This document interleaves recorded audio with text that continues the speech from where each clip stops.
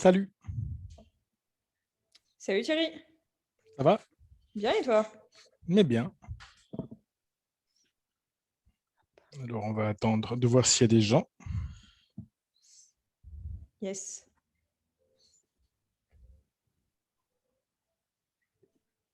J'ai un peu d'avance. Moi aussi, pour une fois.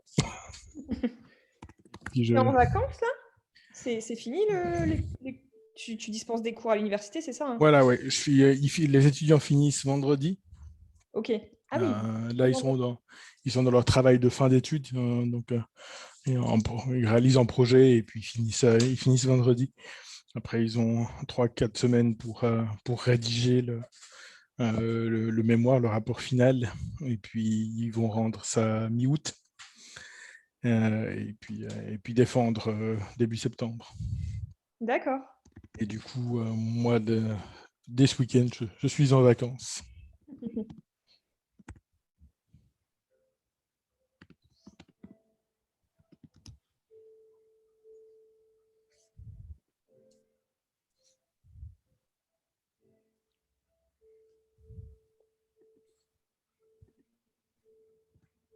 Alors, si ça se trouve, ce sera un webinaire privé parce que Gaël a été appelé par son chef cet après-midi.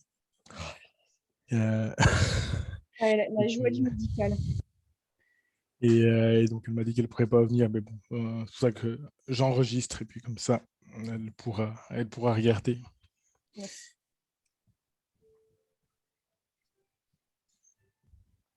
Bon, après, là, on a bientôt fini, donc c'est déjà ça. Oui.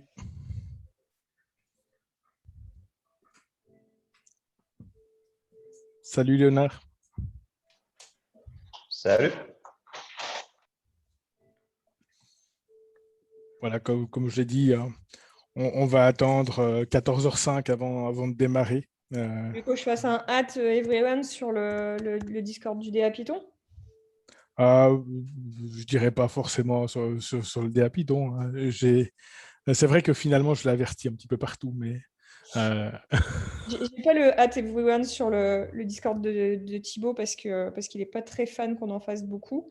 non, Euh, non, mais mais là, il a fait une annonce ce matin, et oui, non, c'est vrai. donc ça suffit.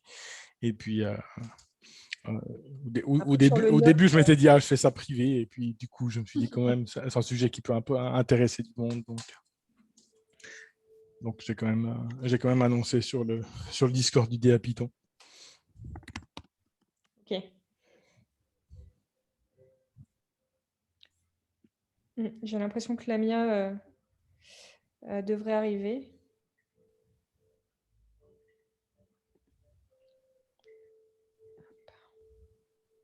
Du coup, Léonard, c'est quelqu'un que tu connais déjà?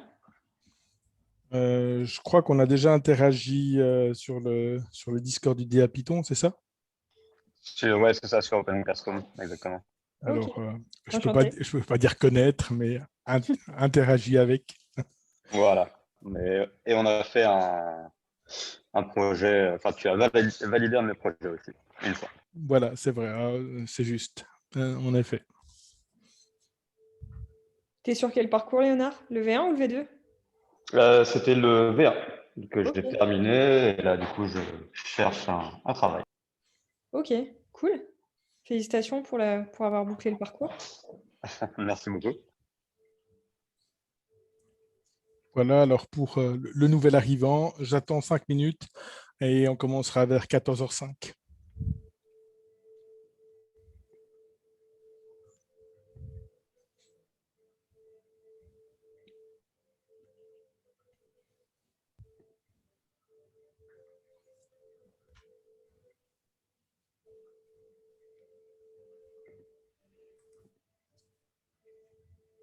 Bonjour.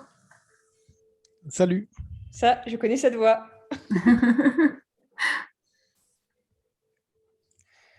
j'attends juste 5 minutes et on va commencer vers 14h05. Là, donc, je teste un nouveau système enfin, le système de Zoom pour les webinaires, donc Zoom webinaire. Donc, si jamais il y a un système de questions-réponses ou de main levée, donc il ne faut pas hésiter à lever la main si nécessaire Sauf erreur de ma part, je vois les mains levées, mais si je coupe le son, j'entends pas. J'entends personne. D'accord. D'ailleurs, je vais laisser le son, comme ça, ce sera plus simple. On va permettre de parler à tout le monde. Après, si nous, on coupe nos micros et qu'on lève... Voilà, Oui. tu peux, du moment que j'ai autorisé tout le monde à parler, vous pouvez simplement unmute le micro et puis parler, c'est pas un problème. Donc normalement, là, c'est tout bon. Voilà, je vois qu'il y a déjà quelques personnes en plus. Les autres nous rejoindront et puis nous verrons au fur et à mesure, effectivement, s'il y a des questions. Tac, qui que je n'ai pas autorisé.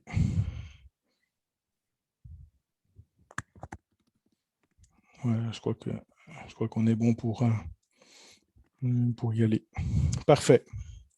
Alors, l'objectif aujourd'hui, c'est de discuter de ce qu'on appelle les class-based views en Django, donc les vues basées sur les classes, voir à quoi ça sert, essayer de vaincre cette étape où on est un peu intimidé par ces différentes classes qui appellent beaucoup de méthodes dans un certain ordre. Et on va voir donc à quoi ça sert, comment elles s'organisent et comment est-ce qu'on peut faire pour rentrer à l'intérieur de ces classes et essayer de démystifier leur fonctionnement. Ça, c'est l'objectif. Je me suis donné le temps, là, donc je ne sais pas combien de temps ça va durer, mais j'ai ouvert de 14 à 16 heures.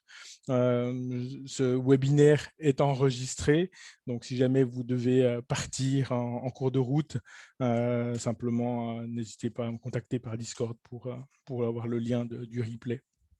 Voilà, pour ça, j'ai construit un projet. Pour l'instant, il est vide. Je suis parti vite, comme ça, on peut le construire ensemble et vous voyez comment ça va se construire, histoire que vous puissiez éventuellement reproduire cette construction pour tester par vous-même. J'utilise pour expérimenter avec mes vues. Ici, je vais utiliser les tests, simplement pour voir activer une vue, essayer de la forcer à avoir un certain comportement, voir quelle méthode est appelée, etc. etc.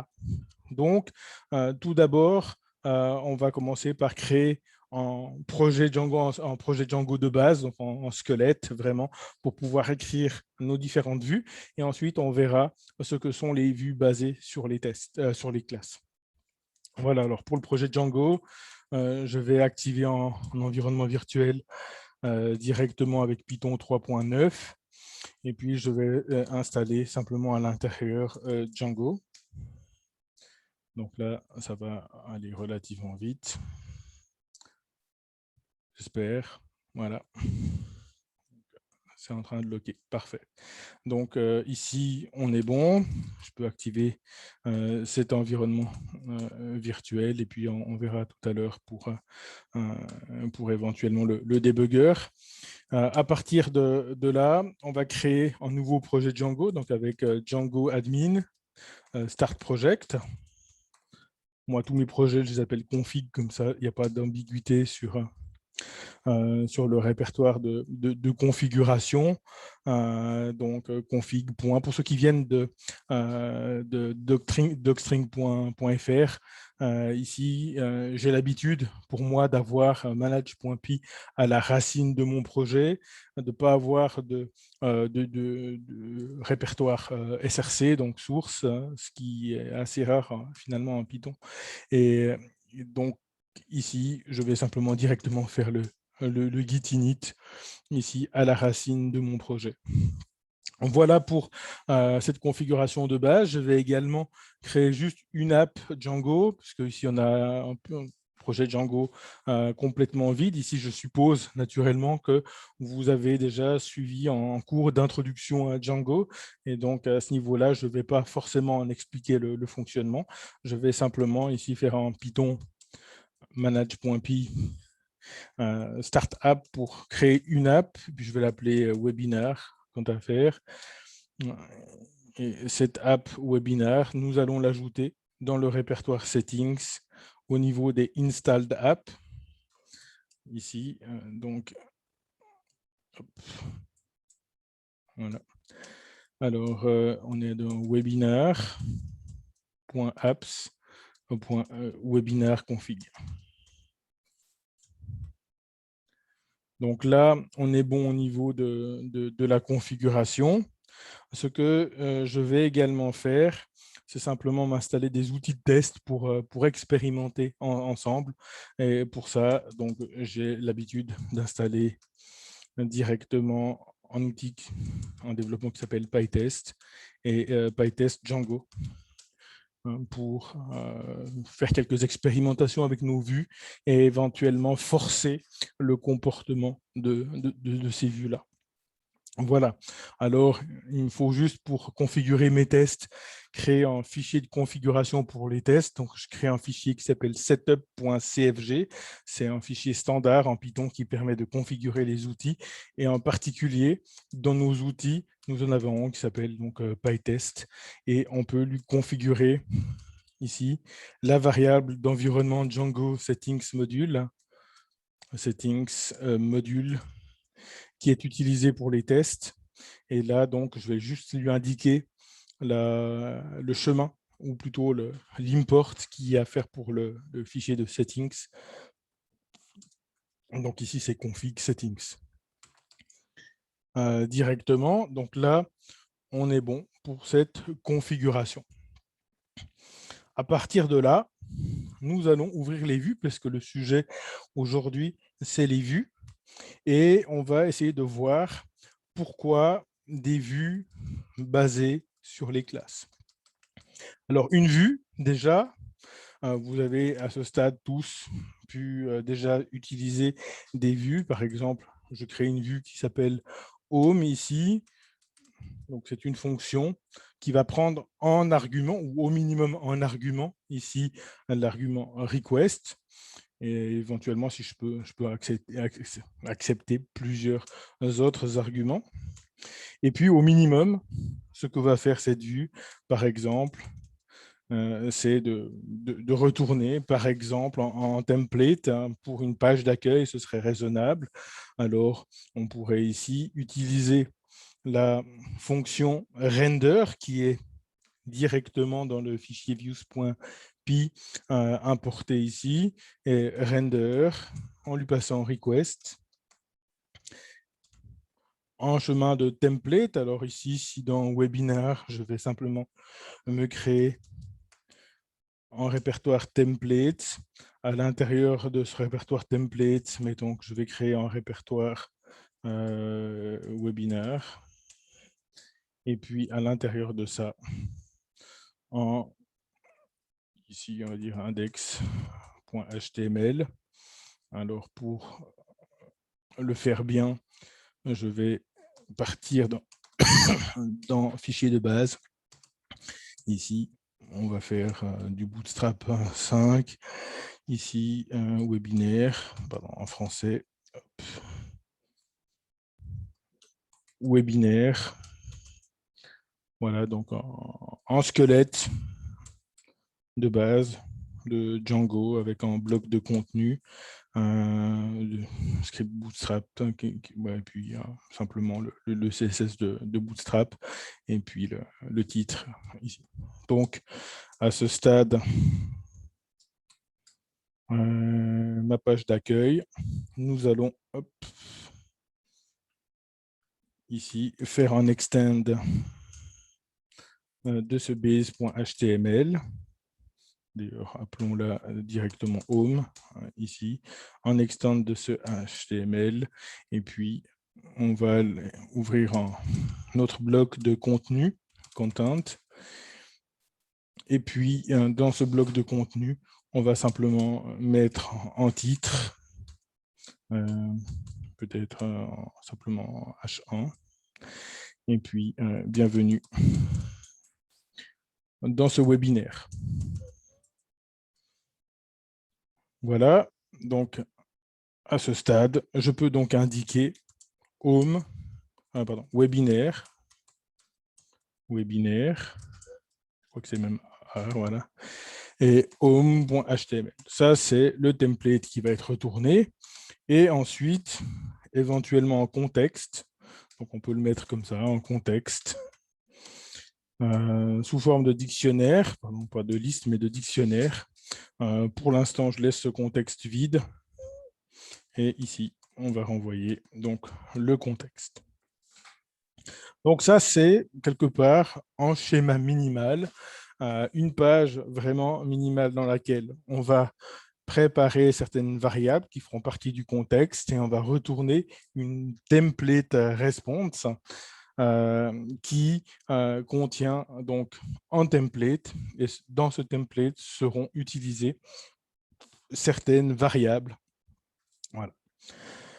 C'est typiquement une page que nous allons exécuter simplement en appelant, en faisant une requête get sur notre page. Mais en fait, via ce qu'on appelle ici une function-based view, donc ici, vue basée sur les fonctions, ce qu'on appelle une FBV, donc function-based view. Donc, nous allons voir comment on peut l'appeler, comment elle est exécutée par Django de manière très simplifiée. Pour ça, je vais juste éliminer ces tests ici. Je vais créer un répertoire qui s'appelle tests. Je vais créer un init dans ce test et puis simplement un fichier que je vais appeler testviews, juste pour écrire quelques petits essais, quelques petits tests. Et donc, commençons par importer nos vues. Donc, from.import views, from import views, ou from webinar import view, si c'est plus facile pour certains. Et à partir de là, test home works correctly. Voilà, donc simplement une fonction dans laquelle je teste que tout fonctionne correctement. Donc, je vais essayer d'exécuter simplement, pour l'instant, on va juste faire en passe, exécuter dans mon terminal la commande pytest et je vois qu'il exécute bien ce code-là. Voilà. À ce stade, je peux, par exemple, exécuter ma vue views home. Et ma vue home, elle va prendre en paramètre une requête et retourner en résultat une response ici. Alors response, home view, et puis il faut que je lui passe une requête request. Et cette requête, j'aurai juste besoin de la fabriquer. Alors, avec PyTest Django, ce que je vais faire, c'est utiliser ce qu'on appelle une request factory, simplement une fabrique à requête. Ici, je mets juste en RF, ici, qui me permet simplement d'accéder à cet outil. Alors, ma requête, ici, je vais faire une requête get. Alors, rf.get, et je vais faire une fausse requête. Je vais simuler une requête HTTP, comme si j'utilisais mon site web sur la page chemin vers home, par exemple. Voilà. Et ce qu'on va voir, c'est finalement, ça va exécuter cette fonction normalement sans erreur. Donc ici, je ne vois pas d'erreur. Donc on peut mettre un petit print juste ici qui dit que tout est OK. Tout est OK. Et à ce niveau-là, hop. Et donc, on voit que ici, tout est OK dans ce test. OK, donc à partir de là, on a pu exécuter cette vue. Ce qu'on peut voir maintenant, c'est que cette fonction qu'on a appelée home, ici, va être exécutée finalement de manière complètement indépendante du verbe HTTP utilisé. Donc, ici, je vais tester l'appel de cette vue home. Là, je l'ai déjà fait en get, mais en fait, à ce niveau-là, je pourrais faire du post, par exemple, et puis appeler cette même vue en post, ou en options, par exemple, et appeler cette vue en options, ou en delete. Donc ça, c'est je dirais, autant de méthodes du protocole HTTP que je vais pouvoir utiliser pour appeler une URL sur soit mon site web, soit mon API, par exemple. Et donc, on voit que finalement, au niveau de la vue elle-même, ici, home, le verbe que j'utilise pour contacter cette vue avec une requête, ce n'est pas très important. Pas très important à ce stade.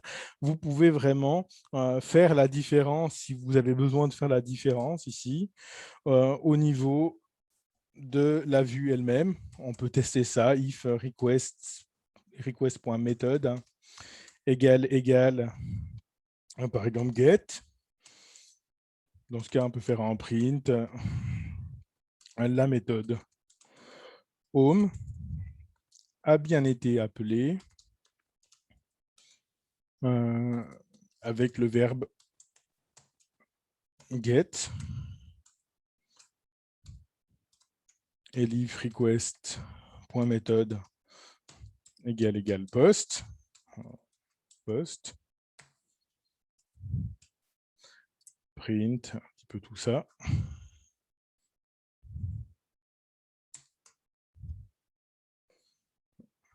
petit peu trop de parenthèses. Et elle a bien été appelée avec la méthode post. Et puis elif else. Donc, voilà, on va dire vue. Alors, ce n'est pas une méthode. Hop, la vue home. La vue home. Et puis, même chose. La vue home a été appelée avec une autre méthode. Voilà, donc je peux à ce stade faire la même chose, lancer mes tests. Ici, je mets juste code, je lance simplement -rp. Ça va faire que les prints que je fais vont être affichés pour les tests. Et on voit que ici, en ayant appelé avec delete, on est passé sur la branche else de notre code. Ici, en appelant la méthode avec le get, on a la branche get et puis ensuite on peut vraiment continuer avec post par exemple. Et puis dans ce cas,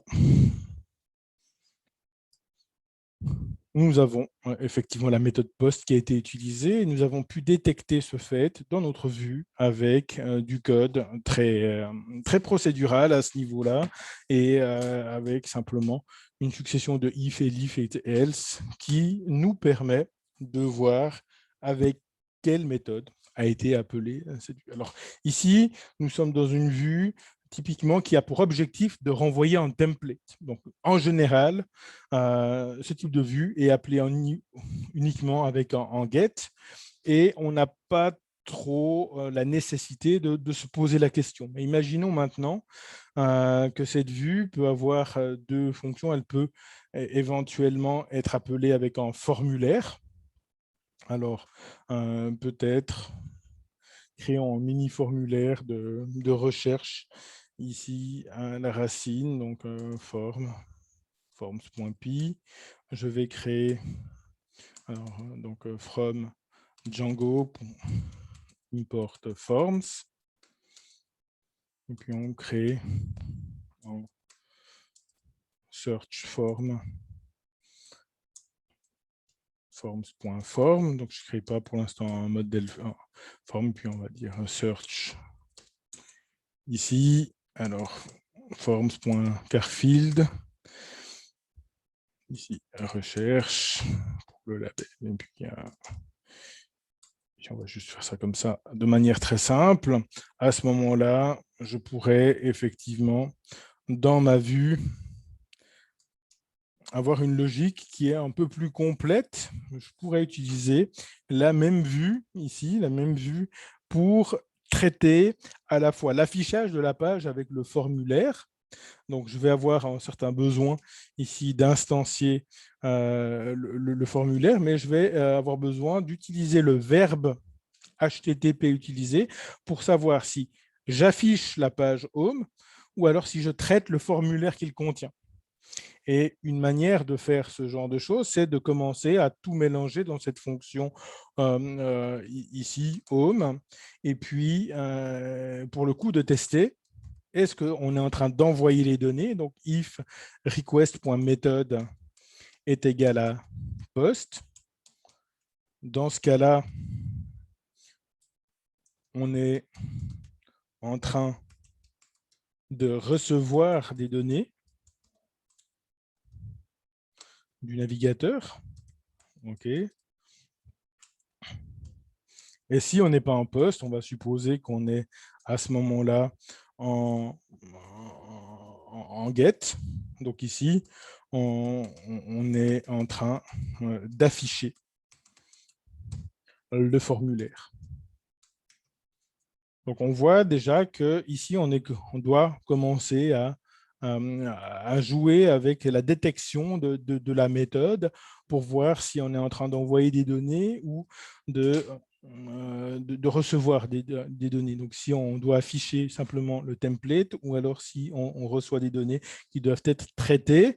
Et donc, à ce niveau-là, si on reçoit les données, alors on peut créer notre formulaire. Alors, pour créer notre formulaire, ici, on va simplement importer depuis forms, donc from.forms, import, il s'appelait search form.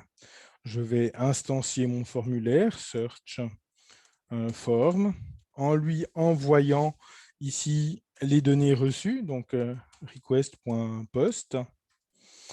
Là, j'ai mon formulaire et je vais tester si le formulaire est valide. Donc, si le formulaire est valide, donc is valide, comme ça. Ici, traitement en cas de formulaire valide. Sinon, else, traitement en cas de formulaire invalide. Et puis, voilà, donc de nouveau, qu'est-ce qu'on fait s'il est valide? Qu'est-ce qu'on fait s'il est valide? Où est-ce qu'on redirige éventuellement ici? De nouveau, rediriger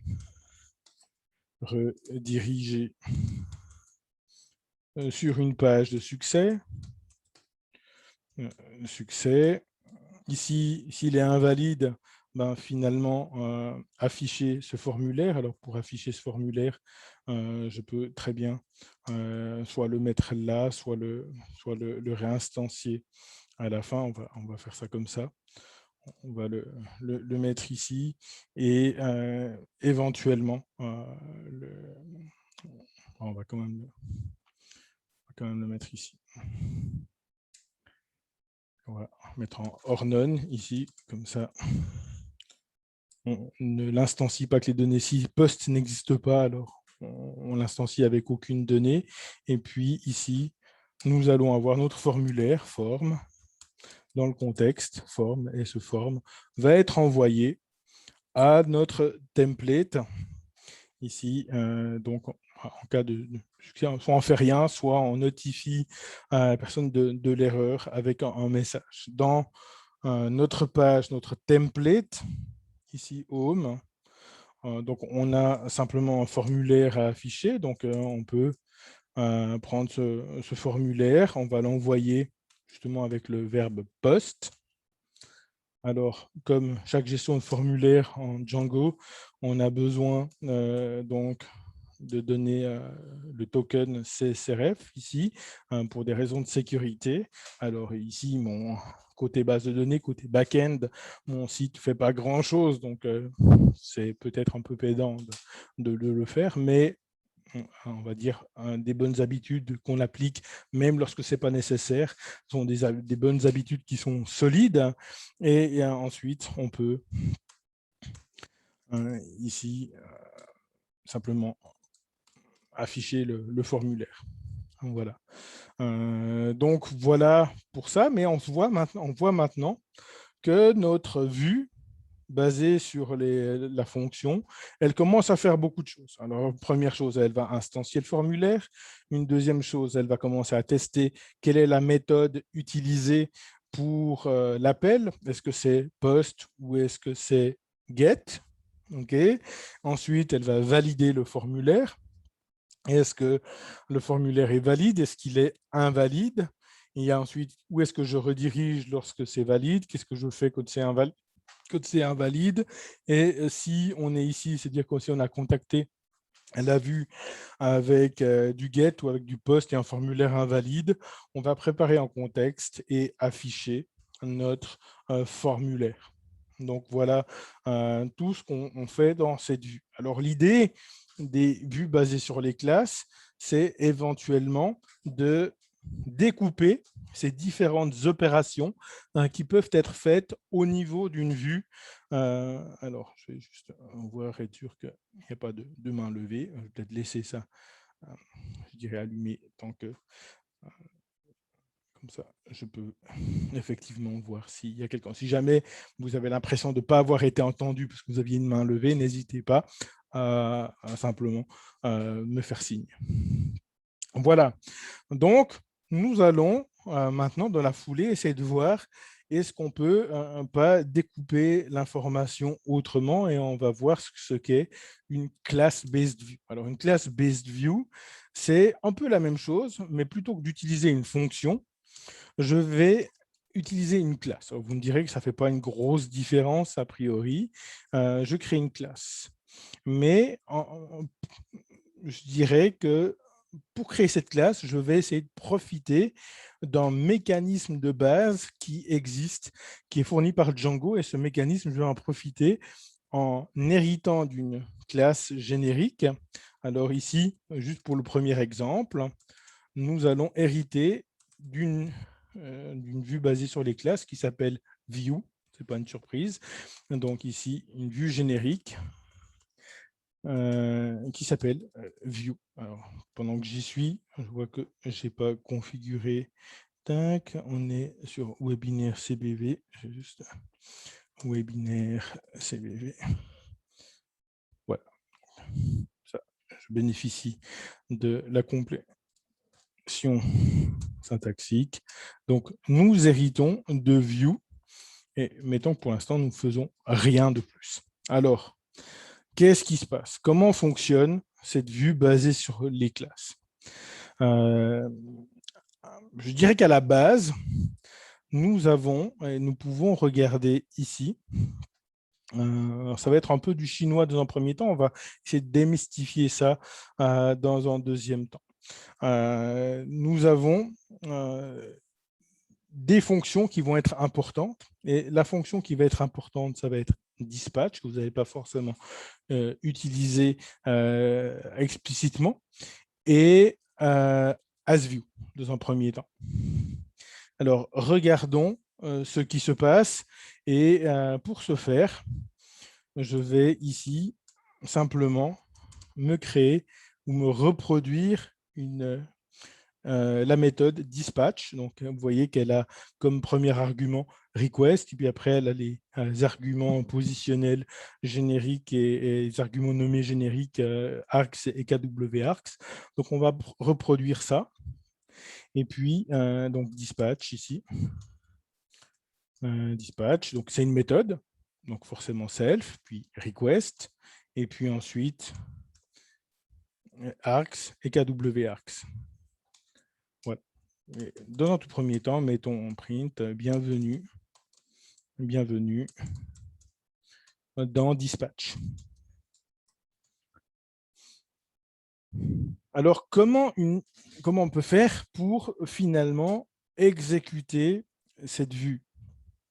Alors, pour cela, je vais aller dans mes tests et on va essayer de voir comment ça fonctionne. Ici, test, home, view, CBV works correctly. On aura peut-être besoin de créer une requête dans un deuxième temps, mais pour l'instant, je veux vous convaincre qu'une vue basée sur les classes, c'est rien d'autre qu'une fonction. En effet, pour créer ma vue, en fait, je vais utiliser cette vue basée sur la classe ici pour en faire une vue fonction. Donc ici, je vais créer ma view à l'aide de ma vue basée sur la classe, donc de ma home view. Alors, vous l'avez très bien vu, cette classe n'est pas une fonction. Pour en faire une fonction de vue, je vais appeler la fonction de classe qui s'appelle asView. Voilà. Je vais exécuter de cette manière cette fonction asView qui peut être vue comme ce qu'on appelle une factory, donc une petite usine à fabriquer des vues. Okay, donc, en tant que telle, ma vue ici, sous forme de classe, n'est pas encore vraiment une vue. En fait, la fonction de la vue, réellement, c'est cette fonction dispatch qui va être finalement servir à générer une fonction qui ressemble en tout point ou presque à celle-là. Alors, vérifions ça. Regardons que si je crée une vue comme ça et que ensuite je l'appelle exactement comme nous avons fait ici, c'est-à-dire je crée une requête vers une route et que j'exécute cette view maintenant. Alors, je l'appelais view ou je peux l'appeler home view.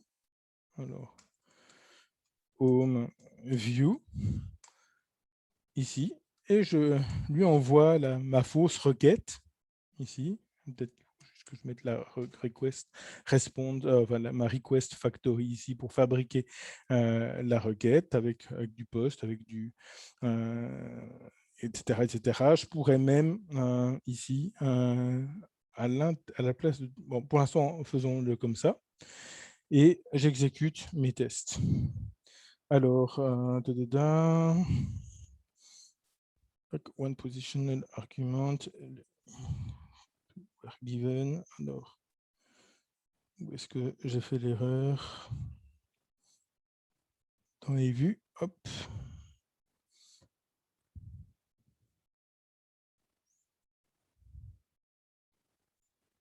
Non, un.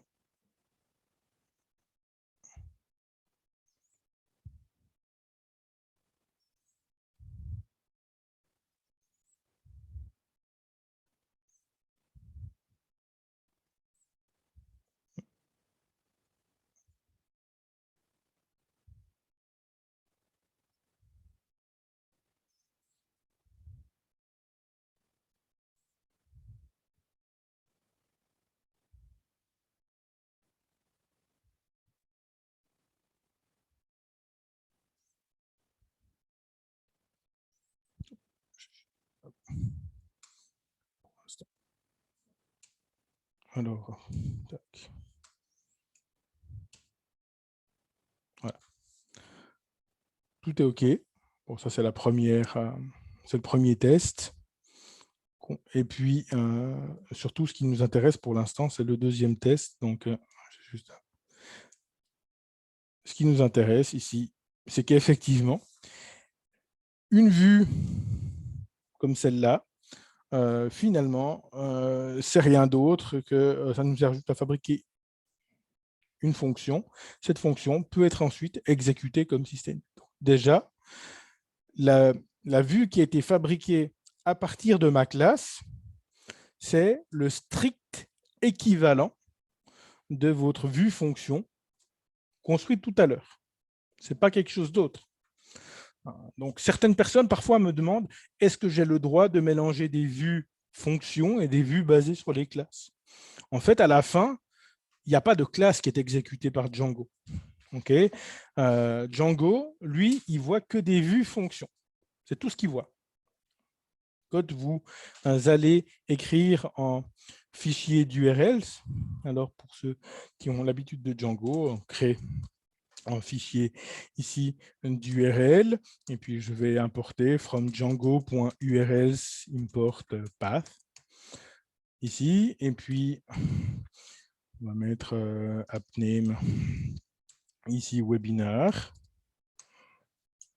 et puis mes URL patterns sous forme d'une liste. Puis là, je vais mettre peut-être pour ma home page ici la page d'accueil qui, pour cela, je vais importer mes vues, donc from.import views. Et puis ici, nous aurons views.homeview.asView. Et puis, on va lui donner un petit nom à cette vue ici. Déjà, on va lui mettre l'autoformateur voilà, comme ça. Et puis, on va lui donner en name. Ici, name égale home. Comme ça, voilà. Donc ici, on voit qu'en faisant ça, on fait la même chose que dans mon fichier de test ici. En faisant ça, on crée une fonction.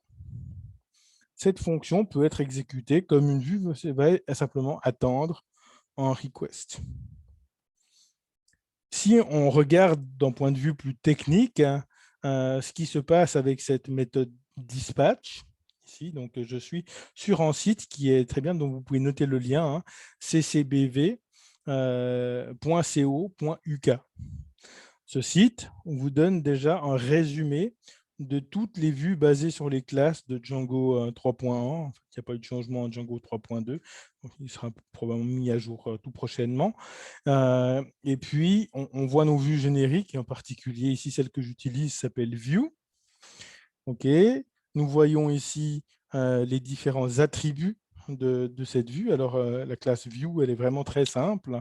C'est une classe qui a juste un attribut qui s'appelle HTTP method names et a priori quelques fonctions, quelques méthodes, pardon, et dans cette méthode dispatch. On voit que cette méthode dispatch, elle fait pas grand-chose, on verra, elle va simplement aller sélectionner les verbes correspondant à la méthode utilisée.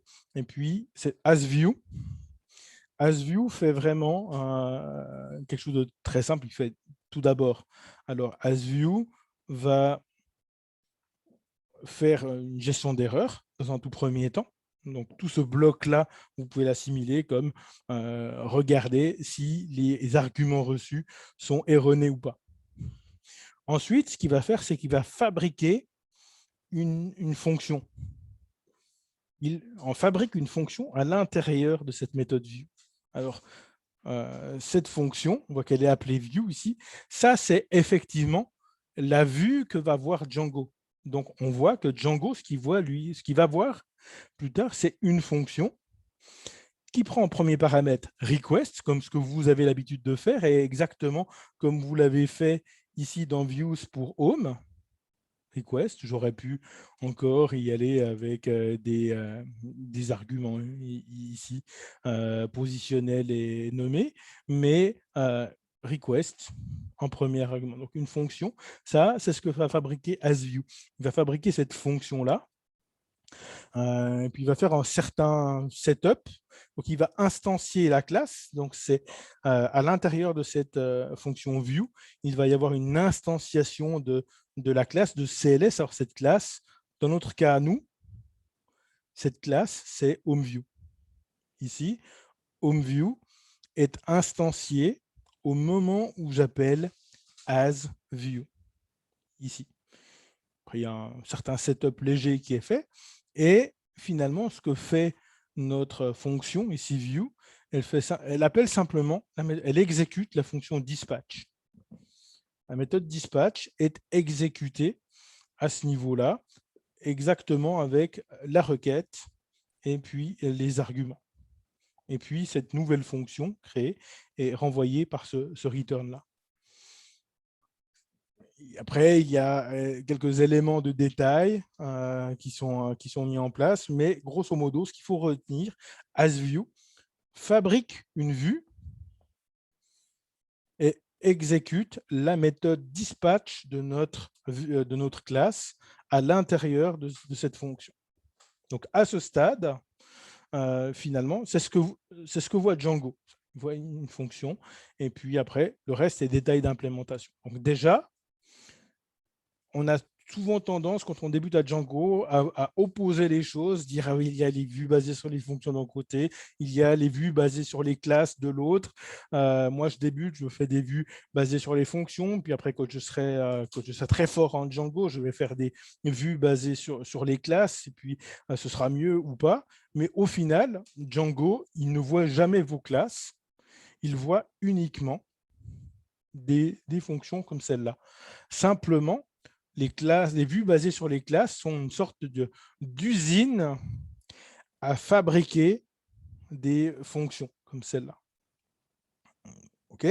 Donc, à ce stade-là, c'est tout ce que va faire les view, par exemple, et pareil pour list view, pour create view, c'est qu'il va nous donner une sorte de manière de construire de manière élégante une vue comme celle-là, et ensuite, il va vraiment, littéralement, fabriquer cette fonction pour nous. Alors, une des premières choses où il peut nous aider, c'est qu'il peut nous aider à différencier de manière élégante la méthode post ou la méthode get. Donc, et ce qu'on veut différencier, c'est finalement ce code. Ce code-là est exécuté lorsqu'on est en post. Et ce code-là est exécuté, grosso modo, lorsque je suis en get. Et comment est-ce que je sais si on est en get ou pas? Alors, regardons toujours dans le code. Et cette fois, ça se passe dans dispatch. Donc, dispatch, que j'ai écrasé ici. Donc, je ne devrais pas l'écraser. Alors, mettons que pour l'instant, je ne mets rien, ou alors simplement une docstring. Ici, une page d'accueil de mon site. OK, donc nous avons cette vue basée sur les classes qui ne fait rien du tout. Alors, nous aurons sa vue dispatch qui sera la première fonction qui sera appelée par Django lorsqu'elle appellera notre vue. Et que fait dispatch? On voit que dispatch, c'est une méthode qui est relativement simple. C'est une méthode qui prend request en premier paramètre et puis éventuellement d'autres arguments positionnels ou nommés si nécessaire. Et la seule chose qu'elle fait, c'est qu'elle regarde if request.method.lower in un certain nombre de méthodes qui sont listées dans un attribut qui s'appelle http method name. Donc, si il regarde grosso modo si ici le verbe utilisé ou la méthode HTTP utilisée pour l'appel est une méthode autorisée. Et dans ce cas-là, il va aller chercher au niveau de l'objet représentant notre vue, il va aller chercher une méthode qui a le même nom que le verbe. Get, post, delete, options, etc.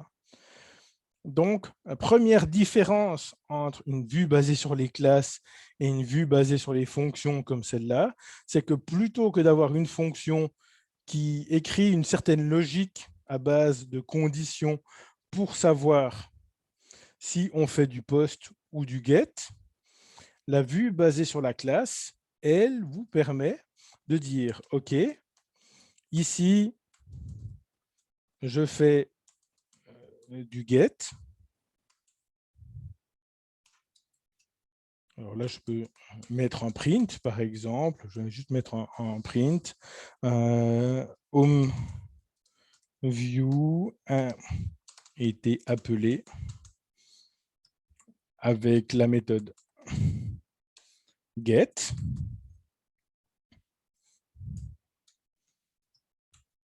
Post, self.requests. TW. Voilà, print. Ici, nous avons notre home view qui a été appelé avec la méthode post, et tant qu'à faire, on va simplement faire un troisième. Alors, delete, par exemple, ou put. Allez, put, self, request.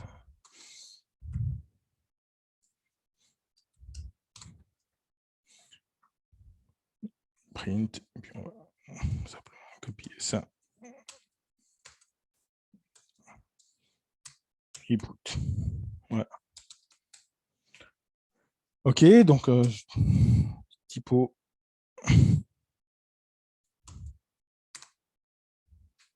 Ici.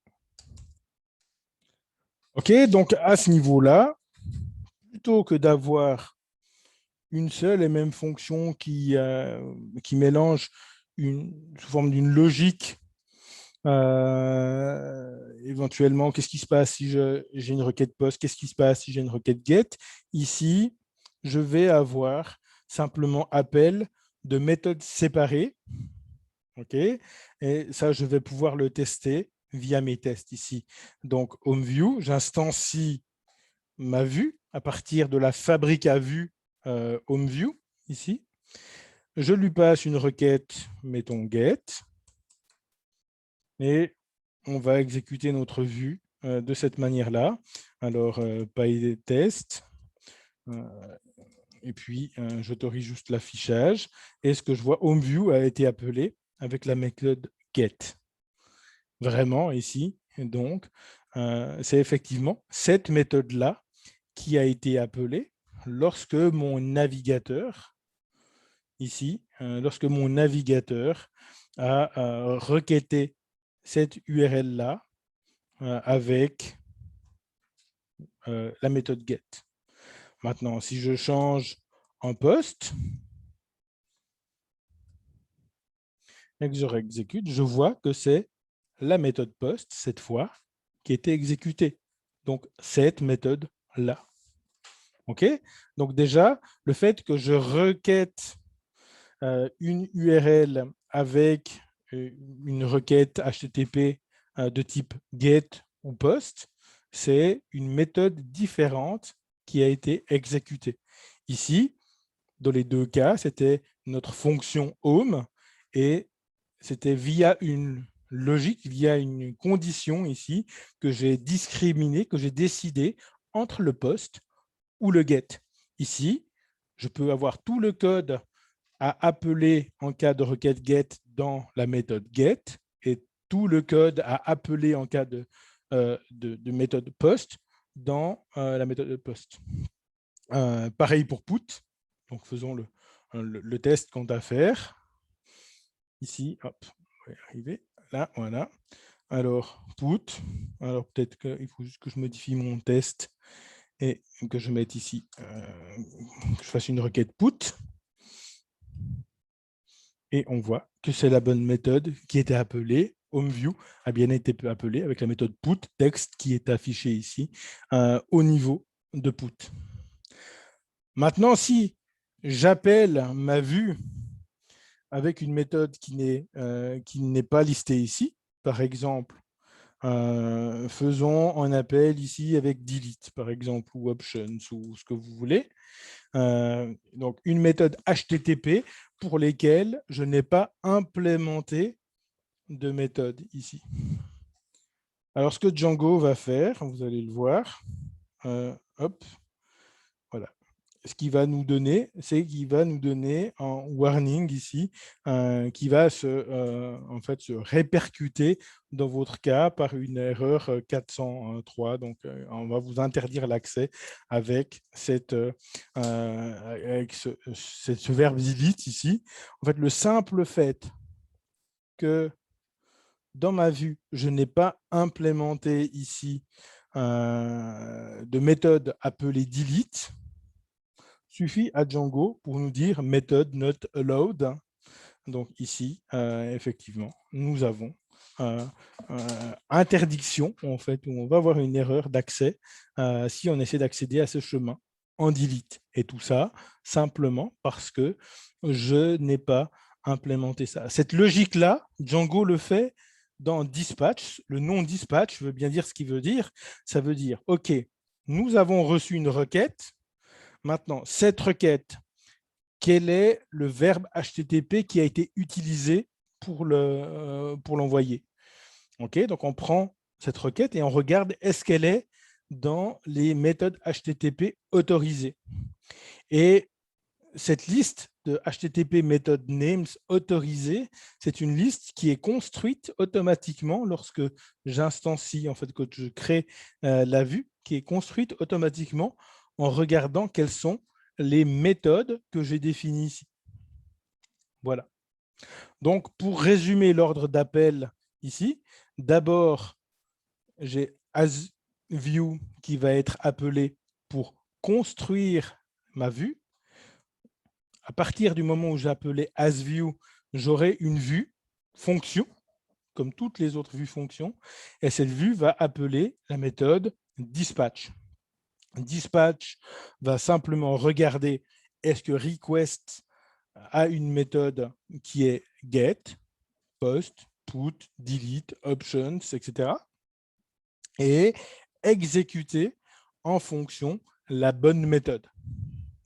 Et si on a un verbe qui ne correspond pas à une méthode, elle va simplement retourner une erreur d'accès disant que la méthode utilisée n'est pas acceptée, et puis notifier donc le navigateur, et le navigateur va notifier notre utilisateur. Voilà, donc ça c'est déjà la base des classes Based View. Première chose que nous permet la classe Based View, c'est de nous simplifier le code pour faire qu'on puisse gérer les différentes méthodes d'appel dans des méthodes séparées. Ce qui fait que même si on ne se sent pas à l'aise avec des classes Based View plus perfectionnées que View, simplement, on peut, à la limite, utiliser View ou utiliser une fonction. Si vous préférez le style if request method égale post, faire quelque chose, elif request.method égale un autre verbe, faire autre chose, else, faire encore autre chose, alors à ce moment-là, si vous appréciez ce style-là, vous pouvez utiliser une vue basée sur les fonctions. Si vous préférez plutôt séparer les choses, si vous êtes plutôt bureau bien ordonné, alors ce n'est pas mon cas, je ne suis pas bureau très ordonné, mais je suis plutôt class-based view, donc comme quoi il peut y avoir des contradictions dans la vie. Alors à ce moment-là, je crée plutôt une vue basée sur les classes avec des méthodes qui auront chacune le nom du verbe qui va être utilisé pour exécuter la requête, et on va décider ce qui est fait dans chacune de ces requêtes. Donc ça, c'est la première étape. Ensuite, nous avons vu qu'une fois que nous avons décidé quel était le verbe qui était utilisé, donc la méthode qui allait être exécutée, nous allons encore avoir des choses à faire. Ces choses à faire, ça peut être d'instancier un formulaire, de vérifier sa validité ou sa non-validité, construire un contexte, obtenir un template et construire une réponse, une template response à renvoyer. Ça, c'est des choses que nous aurons éventuellement à faire et que nous faisons quand nous faisons des vues basées sur les fonctions. Alors, simplement, Django nous offre également la possibilité de nous faciliter ce genre d'opération. Et pour ça, nous avons d'autres vues que simplement la vue appelée View. Donc, cette vue appelée View, elle va simplement nous faire ça, appeler get, post, put ou ce qu'on veut. Okay. Et c'est tout. Donc, si j'utilise une classe Based View qui hérite de View, tout ce que je vais pouvoir faire, grosso modo, c'est personnaliser dispatch ou alors définir des fonctions get, post, put, etc. Une pour chaque verbe HTTP. Maintenant, nous avons d'autres vues basées sur les classes pour construire d'autres types de réponses. Par exemple, ici, si je resimplifie un peu ma vue ici,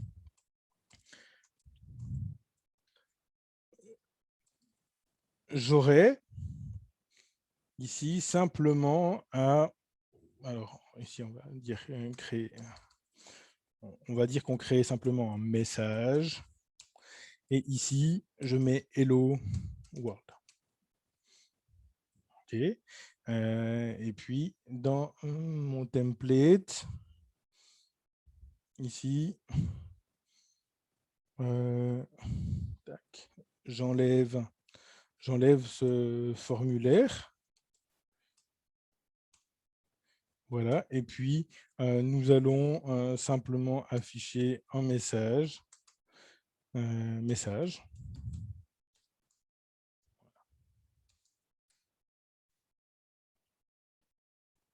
Voilà, donc ma vue fait simplement ça. Alors, si je veux faire l'équivalent de ça avec une vue basée sur les fonctions, alors ce type de vue va généralement être utilisé en get.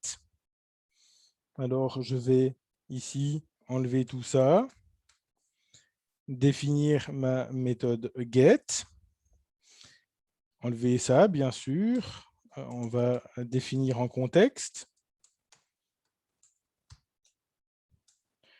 Donc ici, avec un message, le contenu de mon message sera Hello World, qu'on va retrouver. Puis je vais simplement faire un return, exactement la même chose, render, request, webinar, home.html. Et puis, contexte. OK, donc on voit que finalement, une vue basée sur les classes simples, ici, finalement, peut être tout aussi, presque même un petit peu plus simple ici. Donc, à ce stade, si vous avez une vue simple, pourquoi pas utiliser ça plutôt que ça. Mais toutefois, c'est relativement similaire. Si je vais sur mes tests, je réactive ici, hop, je prends ma réponse et ici, insert.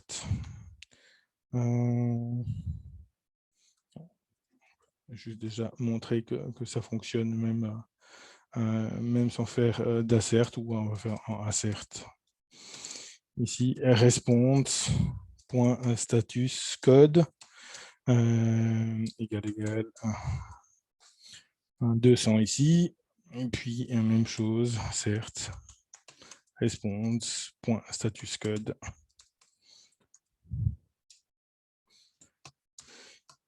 « 200. Alors, exécutons nos tests. Alors, tac, tac, tac, tac. Je vois que j'ai une méthode qui n'est pas load ici, parce que j'ai utilisé delete. Donc, j'ai eu un code de response 405 ici, alors que mon code de response c'était 200. Donc, on peut voir que ça, c'est une différence. Ici, j'ai passé la requête en post. Alors, déjà, il delete. Si je fais la même chose ici, je passe en delete, je vois que dans le cas de figure alors mon premier test passe, celui-là passe, alors que le deuxième échoue.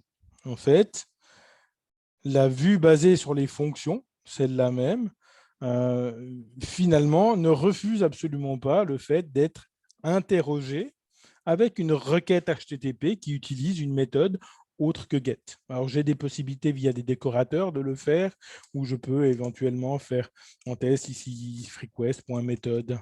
Méthode. Ici, not equal à get, par exemple, et puis je fais quelque chose. Faire quelque chose. OK, donc éventuellement. Mais par défaut, ici, on voit que dans mon test, le premier test passe. Tandis que ici, j'ai défini qu'une méthode get. Alors éventuellement, effectivement, si dans mon test, je l'appelle avec delete, j'obtiens ici une réponse, clairement une réponse ici en 405, HTTP response not allowed. Ici, on autorise uniquement get, add ou options. Alors essayons.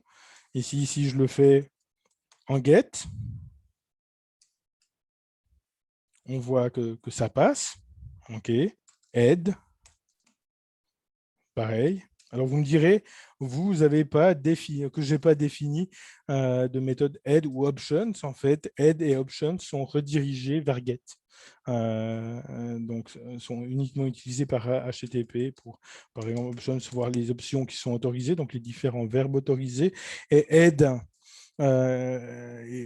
juste pour avoir le header de la réponse à HTTP, mais rien de plus. Et puis, et donc, de ce fait, si j'accepte get, j'accepte add et options. Donc, de nouveau, mes tests passent avec options. Par contre, si je mets du post ici, mais du post, ça passe pas, tandis que la première passe. Post ici, PyTest, et on voit que en test passe, mais le deuxième échoue. Donc, si on veut voir plus de détails,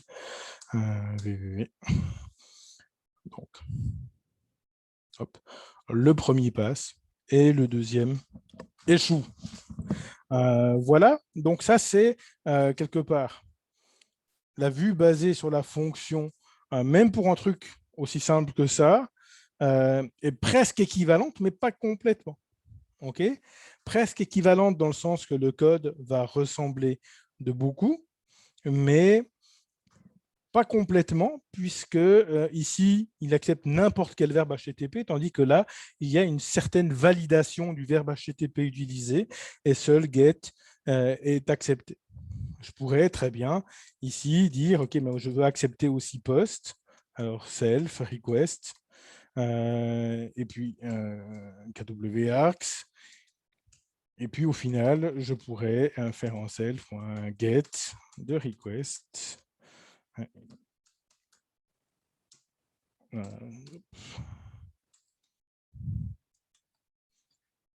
Arcs et puis KWArgs. Donc je fais cet appel de get. Alors effectivement, je vais avoir deux fois la même réponse ici.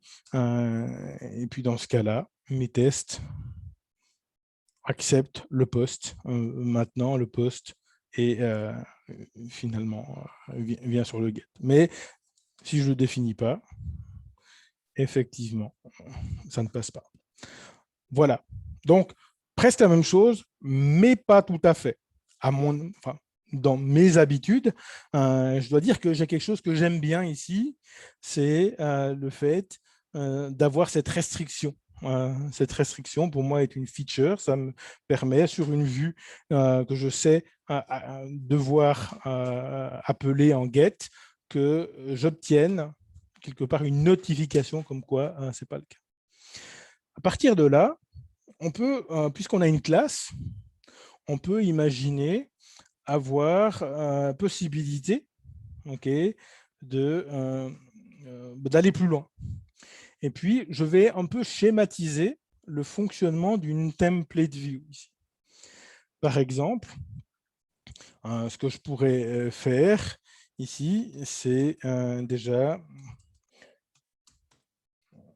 ajouter un attribut éventuellement de classe ici, et puis me dire, OK, ici, self.template name, et donc laisser la possibilité de configurer le template name via un attribut de classe. On aurait le même résultat. Alors, je vais simplement remettre mon appel en get pour être bon et vérifier que dans les deux cas, on a quelque chose qui est OK. Voilà. Ensuite, ce que fait dans la pratique un Django, dans les template view, c'est qu'il ne nous laisse pas directement ici appeler le template name. Il définit encore une méthode qui s'appelle getTemplate name. Alors, on peut voir ça. Alors, maintenant, ce que je discute, c'est une vue appelée template view. Template view fait un peu plus que view. On voit qu'on retrouve asView, on retrouve dispatch, elle définit en get. Qu'est-ce que fait get? Ici, on voit que get fait exactement ça. Il va obtenir un certain nombre de données de contexte en appelant une méthode qui s'appelle getContextData. Et ensuite, elle va aller chercher ou rendre en template avec cette méthode render-to-response. Si je regarde ce que fait render-to-response va construire une classe de réponse avec la requête, avec un getTemplateNames. En fait, cette méthode getTemplateNames va aller chercher le nom de template désiré. Alors, moi, je l'ai mal nommé ici, getTemplateNames. On voit que cette fonction ou cette méthode getTemplateNames, elle n'a pas d'argument. Mais ce qu'elle fait, c'est qu'elle regarde simplement si TemplateName est différent. Alors, s'il est non, elle retourne une erreur. Sinon, elle retourne simplement un TemplateName ici sous la forme d'une liste.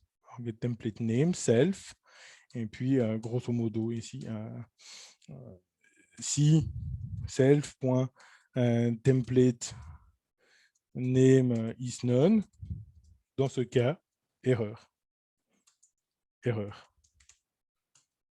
Sinon, else, retourner self.template name, grosso modo, template name ici. Et puis ici, je pourrais très bien appeler ça. Voilà. Self.get template name. Names, hop, et puis exécuter ça. Donc, en appelant cette méthode, j'appelle ce nom de template, et puis ensuite, je le construis de cette manière-là. Alors, bien sûr, vous n'avez pas besoin de faire ça à la main. Il est possible, plutôt que d'utiliser une view, d'utiliser une template view. Une template view, ici, template view, va vous permettre de faire ceci, presque la même chose. Donc, nous permet de définir en template name. Ce template name, c'est ce qui va se retrouver dans render to response, et render to response va lui-même construire la réponse en donnant le nom du template. OK. Et puis, ce qu'on va avoir besoin, c'est du contexte. Alors, de nouveau, si on retourne dans get, ici, get va obtenir son contexte d'une méthode qui s'appelle getContextData, qui est là. Et ce getContextData va simplement construire un dictionnaire qu'il va finalement renvoyer. Donc, ce contexte, c'est un dictionnaire que je peux utiliser pour aller ajouter des éléments dans le contexte. Donc, si je veux construire ce dictionnaire, alors à ce moment-là, on est sur get ici, construire ce dictionnaire. Je vois, OK, cette construction du dictionnaire se fait dans getContextData, et je vais moi-même utiliser getContextData pour faire ça. Alors, je définis ici template name webinaire home.html parce que c'est le nom du template qui sera utilisé. Après, ce render, il aura besoin de request, il aura besoin de contexte, mais ça, Django va le faire automatiquement. Moi, en utilisant une template view, tout ce dont je vais avoir besoin ici, c'est de m'occuper de la construction de ce contexte. Et là, je sais que pour construire ce contexte, c'est getContextData qui sera nécessaire. Je le sais en regardant get ou en regardant la doc sur template view, etc. etc. Alors, template view, est-ce qu'il est directement sur cette page-là? Template view. On voit que la template view, alors, elle va appeler dans l'ordre. Vous avez ce method flowchart ici dans la doc. Elle va appeler setup, dispatch. Ça, on a vu que dispatch était appelé. Et ensuite, éventuellement, cette méthode notload. Et puis après, getContextData. Ça, c'est ce qui est appelé. Donc, getContextData, c'est ce que vous allez utiliser pour préparer le contexte. Comment faire cet appel? Je vais définir getContextData en copiant directement cet appel-là, ou alors en allant ici et en copiant ça. OK, donc c'est cette interface-là. Donc on peut le faire. Ici, get context data. Alors, nous avons ce que nous définissons là maintenant, et nous avons la version de get context data qui est dans le template view. Comme je fais de l'héritage, je vais avoir besoin d'appeler la méthode getContextData de la classe mère. Et pour ce faire, en Python, on utilise super. C'est ce qu'on trouve exactement dans cet exemple. D'abord, obtenir le contexte en appelant le getContextData de la classe mère. On obtient le contexte et ensuite on ajoute quelque chose à ce contexte, mon message hello world par exemple, et ensuite je fais un return de ce contexte. Alors, allons faire ça.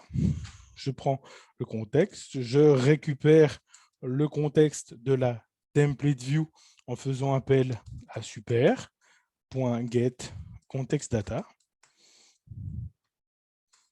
GetContextData, je lui passe en argument les KWArgs que j'ai appelés. Ensuite, je vais ajouter dans mon dictionnaire de contexte ceci, un message qui a le contenu hello world, donc message hello world, et ensuite je fais un return du contexte.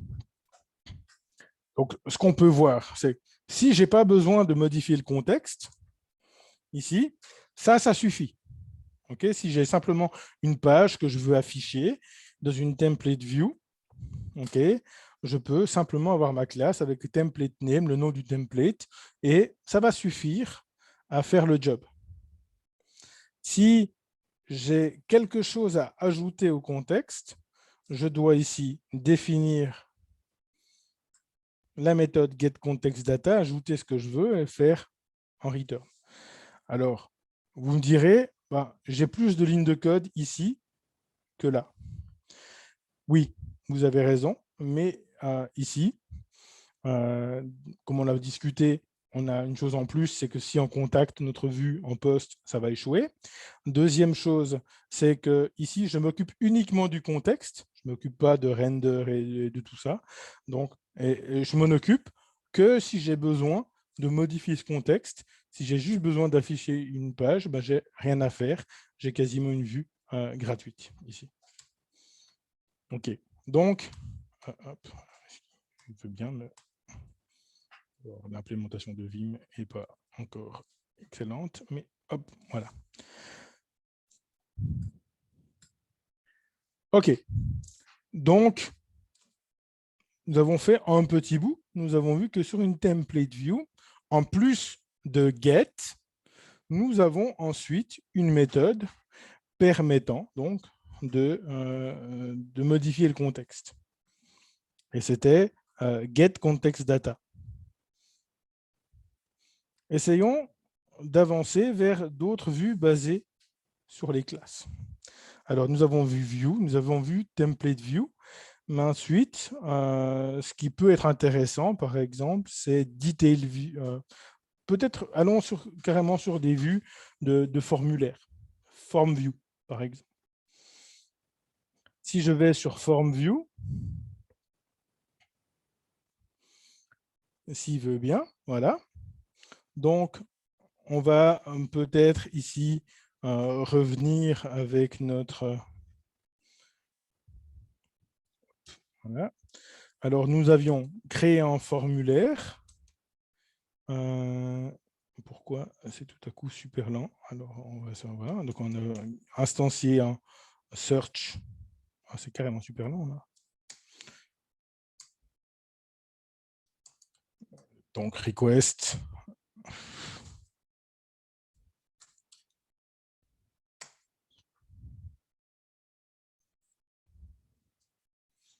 Alors, qu'est-ce que je peux faire contre ça? Tac. Il n'y a absolument rien qui est en train de tourner. En tout cas, de notre côté, c'est nickel, Thierry. D'accord. Ok, bon, je vais. Oui, il n'y a aucun problème. C'est peut-être Zoom qui crée le truc. Alors, ok, parfait. Donc, allons voir ça, simplement que les choses apparaissent à l'écran au moins 4 secondes après que je les ai tapées. Voilà, donc ici, Ornon. Donc, première chose, créer le formulaire. Créer le formulaire. Donc, on va pouvoir voir que nous aurons sur une form view, une form view aura différentes méthodes et différents attributs qui seront utilisés.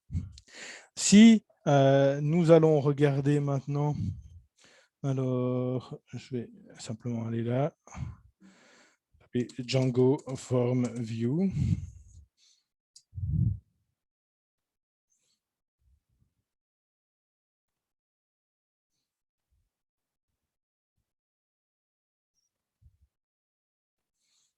Voilà, donc nous avons générique editing views qui va être la doc officielle pour les form view. Nous allons en principe voir également l'ordre d'appel, s'il veut bien. Voilà. Voilà, donc nous voyons que ces différentes vues génériques, en fait, nous avons form view, c'est la structure de base. Et ensuite, nous avons des personnalisations de cette form view qui permettront de créer un modèle, de faire une mise à jour de ce modèle ou de faire un delete d'une instance du modèle. Ce que nous pouvons voir dans cette form view, ici, c'est plus ou moins ce que nous voyons sur le site ClassiCBV, c'est l'ordre d'appel des différentes instances, des différentes classes de base. Ce qui est dommage, c'est que contrairement à la template view, il ne donne pas, sauf erreur, l'ordre d'appel. Mais on peut essayer de le déduire du site ClassiCBV que je vous recommande une fois que vous avez commencé à prendre en main les choses. Alors, comment ça va se passer? Ici, on peut voir qu'une form view, alors nous avons toujours ce asView qui va fabriquer notre vue. Ensuite, la première méthode qui va être appelée, c'est dispatch. Et ensuite, sur une form view, nous aurons alors soit get, soit post ici, soit put, qui pourront être utilisés. Si j'appelle get, qu'est-ce qui se passe? Donc, je fais une requête get. En général, ce n'est pas pour soumettre les données du formulaire. Quand j'appelle get, en général, ça va être pour afficher un certain contexte. Donc, on voit ici que nous aurons render to response. Alors, render to response, c'est ce qui fabrique, c'est ce qui fait le return avec render, si vous voulez. Donc, c'est ce qui prépare la réponse HTTP. Et on voit que render to response va prendre get context data. C'est le même get context data que nous avons vu tout à l'heure. C'est ce qui va préparer le contexte. Et render to response va préparer la réponse avec le template. Donc, on voit qu'on retrouve sur une form view, on va retrouver ce template name qui va nous donner le template qui va être affiché. Et donc, ici, je peux, sur une form view, alors ici, c'est generic.edit, bien, voilà. Et ici, pour le coup, ce n'est plus une template view que je vais utiliser, c'est une form view. Et cette form view possède exactement le même ordre d'appel pour form. D'abord, je vais à form view. On va le faire comme ça. Pour le get, on va voir que je peux aller dans mes tests. Je vais pouvoir, avec ma home view, créer ma home view avec asView. Si je l'appelle en get et que je lui passe donc une requête, finalement, il va simplement se contenter de faire sa mécanique et puis de me retourner une réponse 200, paille, test, ici. Donc, la forme view en get ne devrait pas faire beaucoup de différence, si ce n'est que, oui, pardon, il devrait faire une différence dans le sens que maintenant, il lui manque des informations. Il lui manque des informations et on voit que les informations qui lui manquent, c'est au niveau de la classe de formulaire à utiliser. En effet, ce que va essayer de faire ma form view, puisqu'elle essaie de construire en formulaire, elle va essayer de construire en forme, ici. Et pour construire ce forme et l'envoyer à render, elle a besoin de savoir quelle classe on doit utiliser pour ça. Ici, j'ai ma search form. Donc,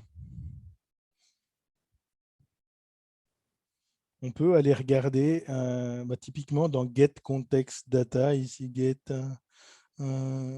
context data.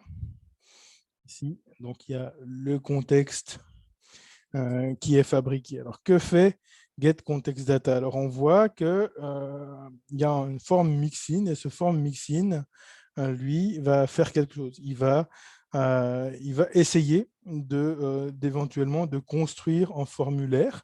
On voit qu'il construit ce forme ici. Et il le construit dans get form. OK, donc get form. Qu'est-ce que fait get form? Elle dit, OK, est-ce qu'il existe un attribut de ma classe qui s'appelle form class qui me permet d'instancier, alors de récupérer le formulaire et puis de l'instancier. Ici, getForm s'occupe juste de prendre la classe de formulaire et de l'instancier. Donc, première chose à faire, donc je dois lui indiquer, voilà, lui indiquer ici, dans form class, lui indiquer quelle est la classe de forme à utiliser pour fabriquer le formulaire. Donc ici, j'utilise cette search form. Donc je peux lui indiquer ceci dans form class. Je n'ai pas besoin d'aller touiller dans ces différentes méthodes getForm, etc. Il va s'occuper lui-même d'instancier ce formulaire de manière correcte. Moi, j'ai juste besoin de lui dire, OK, moi, je veux utiliser cette search form comme classe pour fabriquer mon formulaire. Donc, OK, PyTest va être relancé.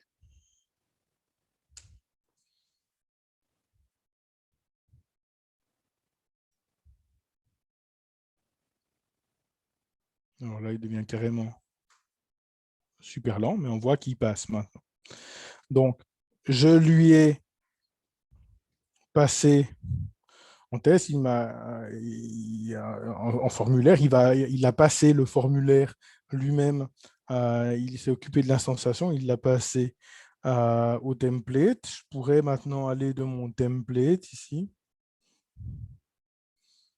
Et à ce stade, plutôt que message, pour le coup, alors dans mes tests, je ne vois pas ce form ou ce message, même s'ils n'existent pas, puisque je n'ai pas exécuté le site web, mais j'aurai accès via le nom form. Nous avons vu que dans getContextData, dans getForm, c'était dans getContextData, ici, nous avons ce form qui est appelé. Alors ça, dans la doc, directement, si vous allez dans la doc de Django, il est très bien dit que form est accessible via ce nom-là, via form, etc. Mais donc ici, le mécanisme est expliqué dans FormView. Donc, get est appelé. Ensuite, getContextData est appelé. Là, il va fabriquer le form, donc il appelle getForm. Et puis, getForm va juste vérifier que form class est disponible. Et une fois il va instancier le formulaire.